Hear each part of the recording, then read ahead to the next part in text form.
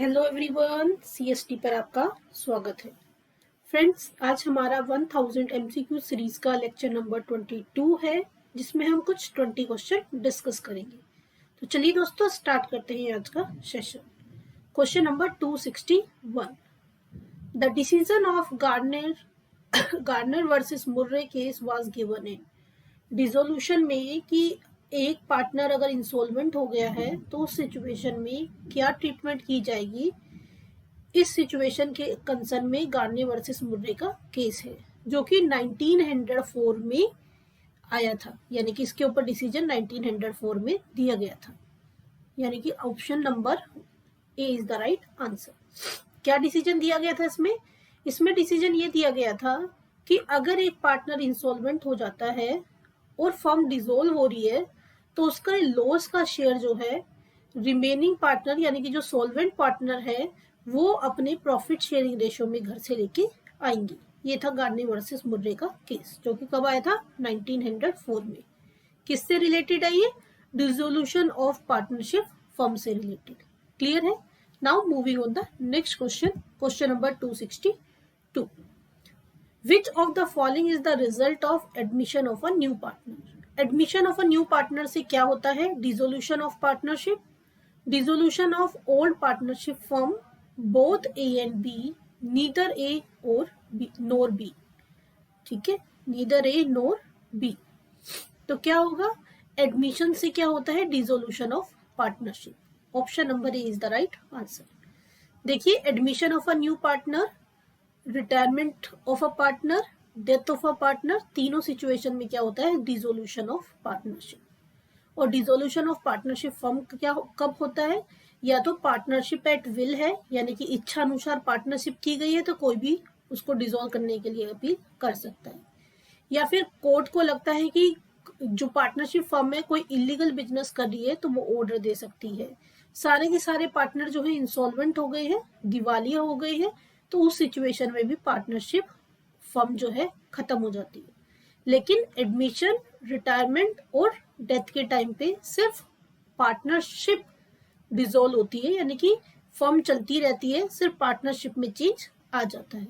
Moving on the next question, question number 263। X, Y are partners sharing profit and losses in the ratio of 2:3. They admitted Z for 1/3 share in profit. The new ratio will be. See, आपको क्या दिया हुआ है? Old partner का ratio given है, new partner का share given है और न्यू प्रॉफिट शेयरिंग रेशो आपसे पूछा हुआ है। तो हम एज्यूम करके सकते हैं टोटल शेयर कितना है? 1 है। तो रिमेनिंग शेयर क्या होगा? टोटल 1 है, नए पार्टनर का शेयर 1/3 है, तो रिमेनिंग शेयर कितना हो गया? 2/3। फिर क्या क्राइटेरिया होता है? जो ओल्ड पार्टनर है उनमें रिमेनिंग शेयर को उनके ओल्ड रेशो में डिवाइड है। रिमेनिंग शेयर को ओल्ड पार्टनर्स में उनके ओल्ड रेशो में क्या कर देते हैं? डिवाइड कर देते हैं। ओल्ड रेशो 2:3 है, यानी कि इसके शेयर कितना है? 2/5 और y का शेयर कितना है? 3/5। देन कंपेयर करते हैं। 2 2 जा 4, 5 3 जा 15, 3 2 जा 6, 5 3 जा 15। z का शेयर क्या है? 1/3। सबका डिनोमिनेटर सेम होना चाहिए, तो इसका डिनोमिनेटर 15 करने के लिए 5 से मल्टीप्लाई, 5 से डिवाइड, यानी कि 5/15। क्या रेशो हो गया? 4:6:5, यानी कि option number C is the right answer. Clear? Now moving on the next question, question number 264। One more thing in last question, अगर ये सिंपल सिचुएशन होती है और उसमें सेक्रीफाइस रेशो पूछा जाता है, तो सिंपल सिचुएशन में हमेशा सेक्रीफाइस रेशो ओल्ड रेशो ही होता है। अगर इस तरह की सिंपल सिचुएशन है तो आपको सेक्रीफाइस रेशो कैलकुलेट करने की नीड नहीं है। सेक्रीफाइस रेशो क्या होता है? ओल्ड रेशो, यानी कि क्या है? 2:3। चाहे तो आप निकाल के चेक भी इसको कर सकते हैं। सेक्रीफाइस रेशो का फॉर्मूला क्या होता है? Old ratio minus new ratio. ठीक है, एक बार आपको चेक करा रही हूं मैं। एक्स और वाई सेक्रीफाइस करेंगे, उनका ओल्ड रेशो क्या था 2/5 एंड 3/5। न्यू रेशो क्या है इनका 4/15 माइनस 6/15। एलसीएम लेके सोल्व करोगे, 15 एलसीएम 5 3 जा 15, 3 2 जा 6 माइनस 4, और इसका भी 15 एलसीएम 3 2 जा 6, सॉरी 5 3 जा 15, 3 3 जा 9 और 6 1 जा 6। क्या आ गया 2/15 और ये क्या आ गया 3/15। यानी कि कहने का मतलब क्या है, सिंपल सिचुएशन में जो ओल्ड रेशो होता है वही क्या बन जाता है सेक्रीफाइस रेशो। यानी कि न्यू पार्टनर के आने पर ओल्ड पार्टनर ने क्या सेक्रीफाइस किया है ये आप बिना कैलकुलेशन के ही सिंपल सिचुएशन में बता सकते हो। सिंपल मीन्स ओल्ड पार्टनर का शेयर गिवन है और न्यू पार्टनर का शेयर गिवन है, टेक्स एक्वायर सरेंडर इस तरह का कुछ नहीं है, सिंपल सिचुएशन है, तो वहां पे ओल्ड रेशो ही क्या हो जाता है sacrifice ratio. Now moving on the next question, question number 264। Sacrificing ratio is used to distribute dash in case of admission of a new partner. Admission of a partner में sacrificing ratio का क्या use किया जाता है। Admission of partner के time में जो new partner goodwill का शेयर लेके आता है उसको sacrificing ratio में बांटा जाता है, और रिटायरमेंट के टाइम पे जो गेनिंग रेशो आता है उसमें जो पार्टनर रिटायर हो रहा है उसके शेयर को ओल्ड पार्टनर यानी कि रिमेनिंग पार्टनर गेनिंग रेशो में एक दूसरे में डिवाइड कर लेते हैं, यानी कि उसके शेयर को पे ऑफ करते हैं। और गेनिंग रेशो क्या होता है new ratio minus old ratio. Sacrificing क्या था old ratio minus new ratio, और गेनिंग क्या होता है new ratio minus old ratio. Clear? Moving on the next question, question number 265। X and Y are partner in a company with a capital of 1,80,000 and 2 lakh. Z was admitted for 1/3 share in profit and bring rupees 3,40,000 as capital. Calculate the amount of goodwill. ये friends hidden goodwill का question है। इस situation में क्या करते हैं, पहले new partner के बेस पे फर्म की टोटल कैपिटल निकालते हैं। क्या करते हैं न्यू पार्टनर के बेस पे टोटल जो फर्म है उस न्यू फर्म की टोटल कैपिटल कैलकुलेट करते हैं। टोटल कैपिटल फर्म की कैसे कैलकुलेट करते हैं, न्यू पार्टनर शेयर मीन्स 3,40,000 जो कि हमारे शेयर पर्टिकुलर क्वेश्चन में है, into reciprocal of his share. I am repeating, इस तरह की सिचुएशन में हिडन गुडविल होती है। उसे निकालने का तरीका क्या होता है, पहले टोटल कैपिटल निकालते हैं फर्म की, उसको निकालने का तरीका क्या होता है share of new partner in capital into reciprocal of his share. तो न्यू पार्टनर कितना लेके आ रहा है 3,40,000 और उसके शेयर का रेसिप्रोकल 1/3 है तो क्या कर देंगे 3/1, यानी कि टोटल कैपिटल कितनी हो गई 3 3 जा 9 10,20,000। और टेक्निकली देखो तो टोटल कैपिटल क्या होती है, total capital is equal to capital of x plus Y plus Z, तीनों की कैपिटल का टोटल करोगे आप 1,80,000, देन 2 लाख, 3,80,000, 6,80,000 और 40 7,20,000। अगर आप तीनों की कैपिटल को प्लस कर रहे हो तो आ रहा है 7,20,000 और न्यू पार्टनर के बेस पे कैलकुलेट कर रहे हो तो आ रहा है 10,20,000। इनका जो डिफरेंस है वो क्या हो जाएगा गुडविल, यानी कि गुडविल कितनी हो जाएगी 3 लाख। क्या होती है ये हिडन गुडविल। तो हमारे क्वेश्चन का आंसर क्या हो गया option number D. Clear? I hope clear हो गया हो ये। Now moving on the next question, question number 266. A, B and C are partner sharing profit in the ratio of 3:2:1. They agreed to admit D in the firm A, B, C agreed to give 1/3, 1/6 and 1/9 share of their profit, यानी कि अपने share का 1/3, अपने share का 1/6, अपने share का 1/9 इन्होंने दे दिया है किसको? डी को, ए बी सी ने। तो आपको क्या निकालना है? New share of D. The share of profit of D will be, D का कितना शेयर होगा। इसमें डी का शेयर पूछा है, लेकिन मैं आपको तीनों चीजें ही बताऊंगी, डी का share, new ratio and also the sacrificing ratio. Clear? Question clear है? सिंपल आपसे डी का शेयर पूछा हुआ है। देखिए, जब अगर वर्ड होता है to give, surrender, acquired, takes, तो अपने प्रॉफिट का अगर कुछ एक पोर्शन वो उसके फेवर में करते हैं तो इस तरह के वर्ड उस क्वेश्चन में यूज होते हैं। तब अगर हम बात करें तो डी के शेयर की, डी ने क्या किया है? 1/3 शेयर लिया है ए से। ए का शेयर कितना है? 3/6, उससे कितना लिया है? 1/3, प्लस बी से लिया है 1/6, बी का शेयर है 2/6, उससे लिया है 1/6, प्लस सी से कितना लिया है? 1/9, सी का शेयर है 1/6, इससे लिया है 1/9। ठीक है, तो क्या कर लेना चाहिए? पहले इनका एलसीएम निकाल लेना चाहिए।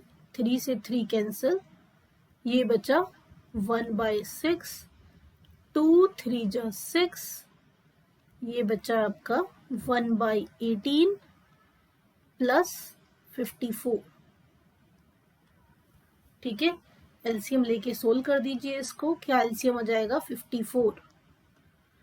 6 के टेबल में 54 कब आता है? 9 जा पे, 6 9 जा 54। 18 के टेबल में 54 3 जा पे, एंड 54 1 जा 54। टोटल कितना हो गया? 9 + 3 12 + 1 13, 13/54। यानी कि डी का शेयर कितना हो गया? 13/54 means option number D is the right answer. And now talking about sacrifice. अगर हम सेक्रीफाइस की बात करें तो जितना पोर्शन वो सरेंडर करते हैं वही सेक्रीफाइस है। ए का सेक्रीफाइस क्या है? 1/6। बी का सेक्रीफाइस क्या है? 1/18। सी का सेक्रीफाइस क्या है? 1/54। जो जितना पोर्शन वो सरेंडर, गिव, एक्वायर्ड, टेक्स, इस तरह से वो अपने पोर्शन का देते हैं, वही क्या हो जाता है? Sacrificing ratio. चाहे तो आप ओल्ड माइनस न्यू करके भी निकाल सकते हो, लेकिन इस सिचुएशन में यही क्या है? सेक्रीफाइसिंग। यानी कि सिंप्लीफाई करोगे तो क्या आ जाएगा? 9:3:1। This is sacrificing ratio. Clear है? और अगर न्यू रेशो निकालना होता तो न्यू रेशो कैसे निकालते? चारों को लिखते हम, ए बी सी डी। ए का ओल्ड शेयर था 3/6, उसने कितना दे दिया? 1/6। बी का शेयर था 2/6, उसने कितना दे दिया? 1/18। सी का शेयर था 1/6, उसने कितना दे दिया? 1/54। और डी का शेयर क्या है? 13/54। यहां से एलसीएम निकालोगे, कितना आ जाएगा? 2/6, यहाँ पे 18 एलसीएम आ जाएगा। 6 3 जा 18, 3 2 जा 6, 6 में से 1 गया 5, 5/18। यहाँ पे एलसीएम लिया, 54 आ गया। 9 - 1 8, और ये ऑलरेडी 13/54 है। इनको भी 54 बना दो। 6 9 जा 54 होता है, ऊपर और नीचे 9 से। 18 3 जा 54 होता है, तो ये क्या आ गया? 18/54, 15/54, और ये ऑलरेडी 54 में ही है। 8/54, 13/54। यानी कि न्यू रेशो क्या हो गया? 18:15:8:13। This is your new ratio. Clear है? क्वेश्चन में सिर्फ डी का शेयर पूछा था, मैंने आपको सारी कैलकुलेशन एक बार रिवीजन के लिए बता दी। क्लियर है? Now moving on the next question, question number 267। X and Y are partners sharing profit and losses in the ratio of 2:3. किसमें डिस्ट्रीब्यूट करते हैं? 2:3 में. They agreed to admit Z as new partner on the condition that X sacrifice 1/5 of his share. Y sacrifice 1/10 of his share in favor of Z. Find new profit sharing ratio. आ गया ना, अभी पीछे आपको बताया था, उसमें सिर्फ पोर्शन पूछा था, तो इस तरह से चेंज करके कुछ भी पूछा जा सकता है. वहां पे नए पार्टनर का शेयर पूछा था, कभी सेक्रीफाइसिंग पूछ सकते हैं आपसे, कभी न्यू पूछ सकते हैं. तो न्यू अब आप डायरेक्टली भी यहाँ पे निकाल सकते हैं. X Y and Z. X ने कितना दिया है? 1/5. उसका ओल्ड शेयर था 2/5. इसने 1/5 इसको दे दिया जेड को, प्लस y का ओल्ड शेयर था 3/5. उसने अपने शेयर का 1/10 पार्ट दे दिया. यानी कि यहाँ पे कितना आ गया? 2/25. ये इसने x से ले लिया और y से कितना ले लिया? 3/50. एलसीएम लेंगे 50 आ जाएगा. 25 2 जा 2 2 जा 4 प्लस 3, यानी कि इसका शेयर क्या आ गया? 7/50. ठीक है. सेक्रीफाइस की बात करेंगे तो क्या हो जाएगा? 4:3. जेड का आ गया. अब एक्स और वाई का भी निकाल लेते हैं, क्योंकि हमसे क्वेश्चन में पूछा है न्यू प्रॉफिट शेयरिंग रेशियो. इसका पुराना शेयर था एक्स का 2/5, वाई का 3/5. इसने कितना दिया है? 2/25 और वाई ने कितना दिया है? 3/50. सोल्व कर दीजिए एलसीएम लेके. 25 एलसीएम आ जाएगा. 5 5 जा 25, 5 2 जा 10. 10 minus 2 means 8/25. यहाँ पे एलसीएम लोगे 50. 5 10 जा 50, 10 3 जा 30, -3 यानी कि 28/50. आप देख रहे हो दो पार्टनर का डिनोमिनेटर 50 है, एक का 25 है, तो इसको किस में कन्वर्ट कर देंगे? 50 में. 2 से मल्टीप्लाई, 2 से divide.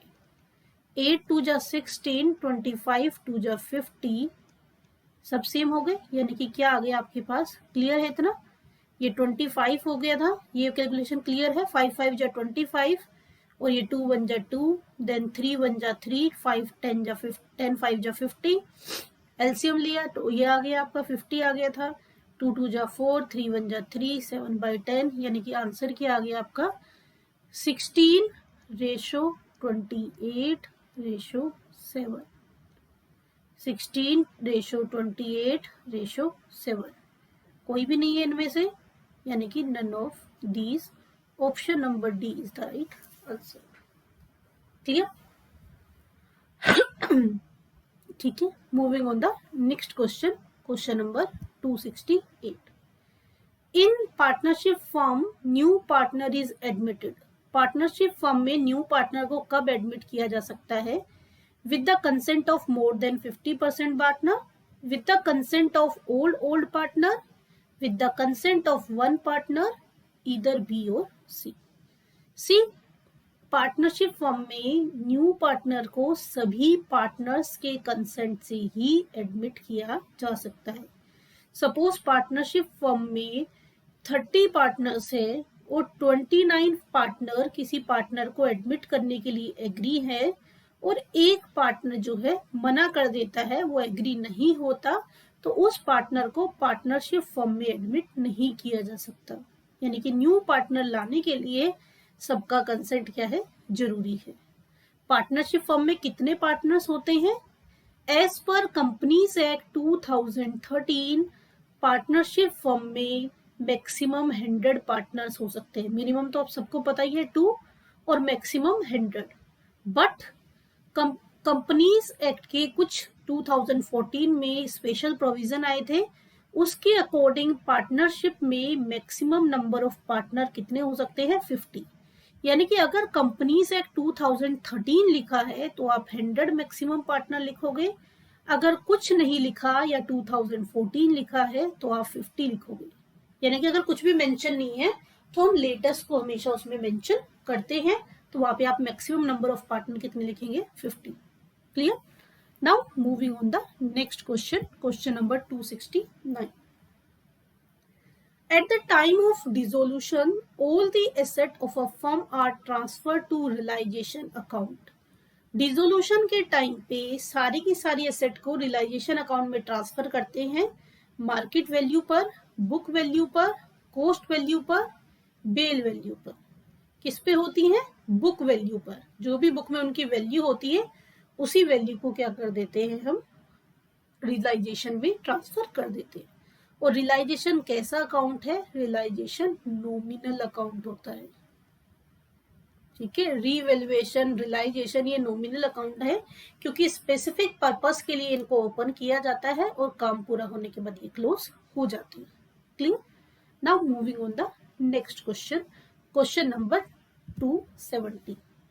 When goodwill is brought in cash by new partner, method is known as। अगर नया पार्टनर अपना गुडविल का शेयर कैश में लाता है तो वो क्या है? Premium method, revolution method, memorandum revolution method, none. तो क्या है वो? Premium method. Option number A is the right answer. Moving on the next question, question number 271। A person who receive a share of profit from one of the regular partner is called। किसी regular partner से एक बंदे को profit का share मिलता रहता है तो उसे क्या कहते हैं? उसको कहते हैं sub partner. Option number D is the right answer. Moving on the next question, question number 272। The loss और gain an account of revaluation at the time of retirement of a partner is shared by।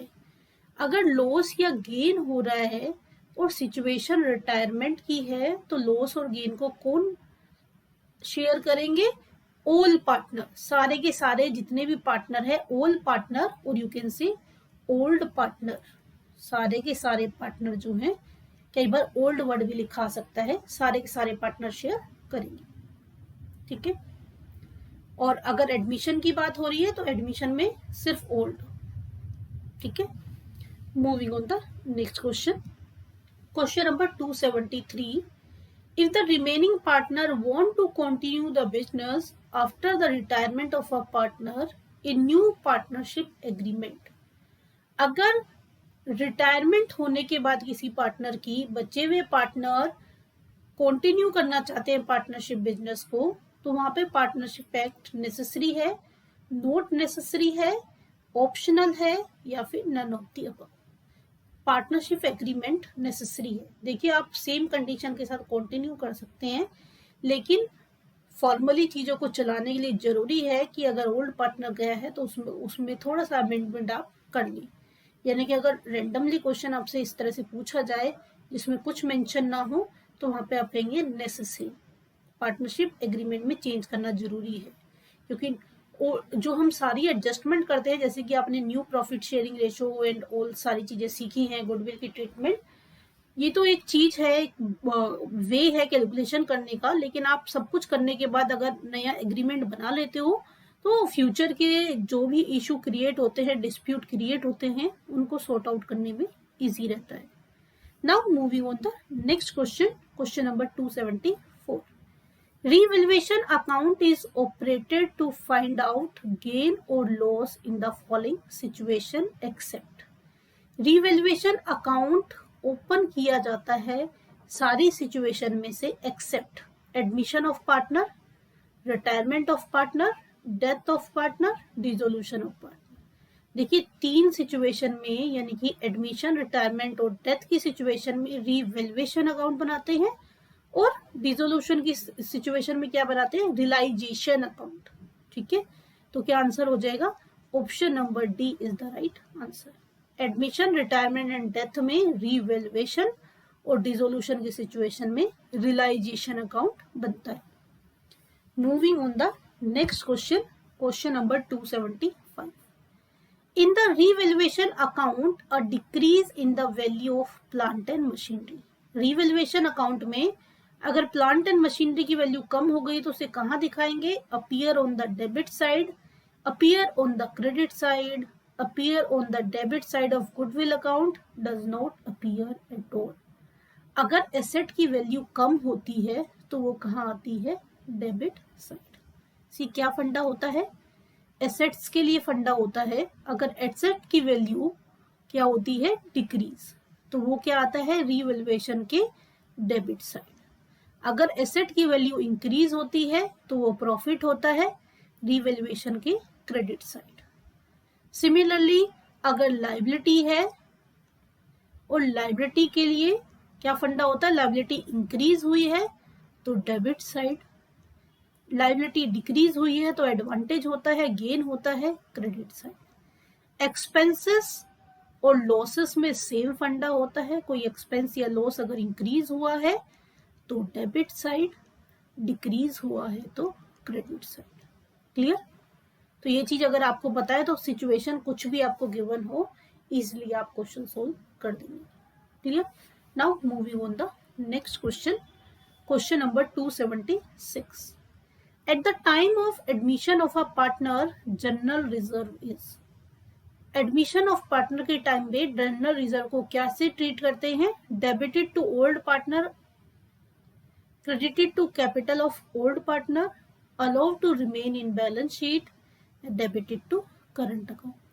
देखिए admission के time पे जो reserve होता है उसको partners की capital account में क्या कर देते हैं, क्रेडिट करते हैं, किसमें, ओल्ड पार्टनर में। और यही चीज अगर रिटायरमेंट में होती तो ओल्ड की जगह क्या आ जाता, ओल्ड पार्टनर्स।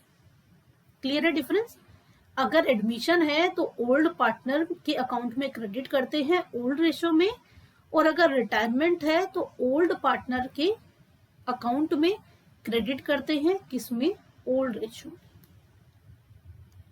ठीक है, रेशो दोनों में ओल्ड ही है, लेकिन ध्यान रखना है एडमिशन में ओल्ड और रिटायरमेंट में old. Clear? Now moving on the next question, question number 277। An incoming partner pay his share of goodwill in cash and profit sharing ratio of old partner is changed. Goodwill be distributed among old partner. New partner goodwill का अपना share लेके आता है, इससे old partner का share change हो जाता है, तो गुडविल को ओल्ड पार्टनर में कैसे डिस्ट्रीब्यूट किया जाएगा, as their old profit ratio, according to new ratio, according to sacrifice ratio, और नन ऑफ दीज। तो जो न्यू पार्टनर गुडविल लेके आता है ओल्ड पार्टनर उसे किसमें डिस्ट्रीब्यूट करते हैं, आपस में सेक्रीफाइसिंग रेशो में, यानी कि नए पार्टनर की वजह से जिसका शेयर जितना सेक्रीफाइस हुआ है उतना वो गुडविल का शेयर ले लेते हैं। Option number C is the right answer. Now moving on the next question, question number 278। Goodwill of the firm is valuate ₹30,000. See an incoming partner purchase 1/4 of the total profit goodwill raised in the book. देखिए goodwill जो है अपनी पूरी value पे ही raise की जाती है और उसके बाद न्यू पार्टनर का शेयर निकालते हैं। तो रेज किस पे की जाएगी, 30,000 पे, क्योंकि उस डेट पे 30,000 उसकी वैल्यू है। 30,000 पे रेज करेंगे। अगर क्वेश्चन होता, हमारे क्वेश्चन का आंसर है ऑप्शन नंबर ए। अगर क्वेश्चन ये पूछते कि भाई शी का शेयर कितना है गुडविल में, तब फिर आप निकालते 30,000 का 1/4 में 4 7 जा 28, 4 5 जा 20, तब आंसर हो जाता ऑप्शन नंबर बी। लेकिन हमसे पूछा है किस वैल्यू पर रेस की जाएगी, रेस किस पे की जाएगी, total value. Clear? Moving on the next question, question number 279। X, Y and Z are partner and share profit in the ratio of 5:3:2। ये इनका प्रॉफिट शेयरिंग रेशो है। Y retire and X takes 1/10 from A। ध्यान दीजिएगा, Y retire हुआ और X ने 1/10 Y का लिया और Z ने 1/5 Y का शेयर लिया। The new profit sharing ratio will be, new profit sharing ratio क्या होगा, सी वाई रिटायर हुआ यानी कि बच कौन गया, एक्स और जेड। इनका जो ओल्ड रेशो था वो क्या था, एक्स का रेशो था 5/10 और वाई का रेशो था 2/10। वाई का शेयर था 3/10, y का शेयर था 3/10, 3/10 का x ने लिया 1/10 और y के शेयर का z ने कितना लिया है 1/5। एक तरीका तो यह है कि इस तरह से निकाल दो, और दूसरा है 1/10 और 1/5 को रेशो में कन्वर्ट कर दो, यानी क्या हो जाएगा 1:2। जो उसका शेयर है इन्होंने आपस में किसमें ले लिया वो 1:2, ये इनका गेनिंग रेशो भी हो जाएगा। आप इस तरह से भी निकाल सकते हो और ऐसे भी निकाल सकते हो। एलसीएम कितना आ गया यहाँ पे, एलसीएम आ गया आपका 100, ये आ गया 50 + 3 यानी कि 53/100।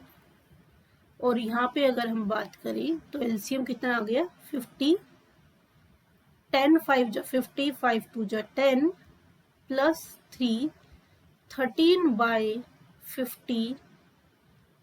50 को 100 बनाने के लिए 2 से मल्टीप्लाई 2 से डिवाइड 26/100, यानी कि आंसर क्या आ गया 53:26।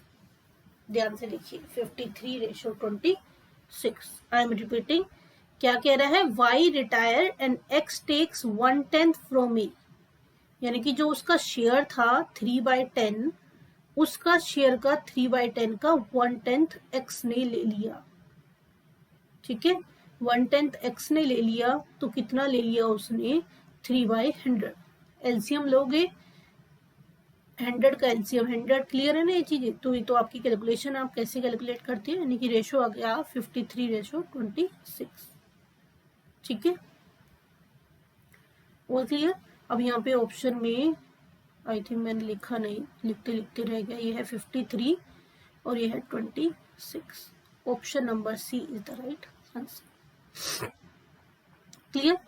Now moving on the next question, question number 280। On the death of a partner, the amount of joint life policy, insurance policy, or you can say JLP, is credited to the capital account. Death के बाद जो JLP है वो किस में credit होगी, only the decide partner, जिसकी death हुई है उसी के अकाउंट में। All the partner including the decide, सारे पार्टनर डेथ वाले पार्टनर को कंसिडर करते हुए। Remaining partner in their new profit sharing ratio, जो पार्टनर बच गए हैं उनके न्यू रेशो में। Remaining partner in their old ratio. देखिए जब एक पार्टनर की डेथ होती है तो जेएलपी का पोर्शन जो है सारे पार्टनर को मिल जाता है, क्योंकि ये जॉइंट लाइफ पॉलिसी है। Option number B is the right answer, यानी कि सबके अकाउंट में क्रेडिट होगा इंक्लूडिंग डिसीज पार्टनर। क्लियर। तो ये थे दोस्तों आज के 20 क्वेश्चन।